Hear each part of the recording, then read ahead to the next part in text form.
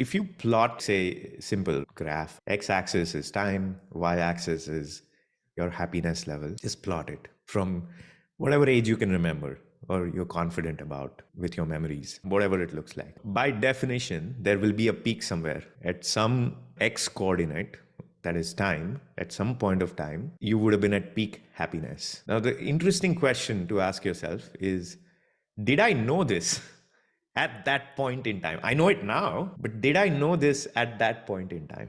Did I recognize it at that point in time? Did I appreciate it at that point in time? And what was going on through my mind at that point in time? How much noise was there? How much sense of uneasiness was there? Dissatisfaction was there. So that's an interesting exercise to go through, because most of us don't recognize when we are at peak happiness. And I think it's not just a philosophical point. There is some practical utility to it. There are two aspects to it.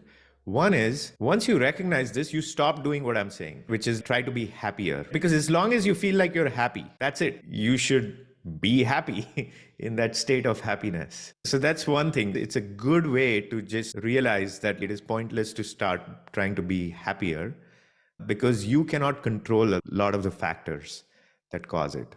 So that's one utility. If you're thinking, hey, this contradicts the previous point, it doesn't, because there is a point at which you can think about, this is the time when I felt the happiest in my life. There will be some low points in your life as well, where you felt very, very unhappy. That's where the happy, unhappy binary comes in. So that's one part. The other part is perhaps even more useful, which is when you recognize that you're at peak happiness, now you actually set conditions for remaining happy in the future, remaining in that happy state in the future. Because yes, just again, you cannot control everything that kind of factors into your happiness. So when you fall from that peak happiness, whatever that is, and you can call it peak contentment if you like, doesn't matter. When you fall from that, you accept it. You put yourself in a situation where you're like, okay, that's okay. Yes, I recognized I was at peak happiness. By definition, I can't always be at peak happiness. So my current state is okay. Personal example, I felt this way about myself. And I discussed this with my wife quite a bit. Maybe it was just before COVID or during whatever it was. I would go for walks with my wife around where we live. And that's one of the things we do very regularly. I mentioned on a few of those walks, I feel like we are at, or certainly I am at peak happiness right now. And her response was like, no, why are you saying that? That means nothing else left to strive for. And I was like, yeah, there isn't.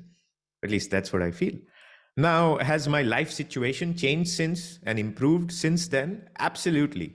Right? If you look at many rational factors, my life situation has gotten much better for the most part. I'm happy. I'm not at peak happiness or where I was a few years ago. And that's because there are some other factors that are largely outside of my control.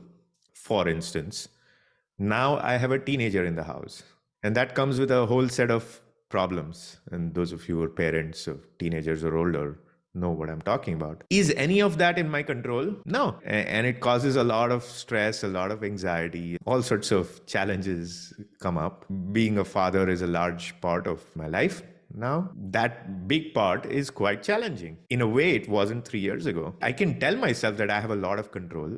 And people who don't have kids or people who have much younger kids think, oh yeah, of course you should be able to control all of this. But the reality is you can't. And the only situation when you can control that teenage stuff is if your kid is very compliant, which happens. But if your kid is very compliant, the two problems. One is wonder what happens as they grow up. So that's useful to understand and remember.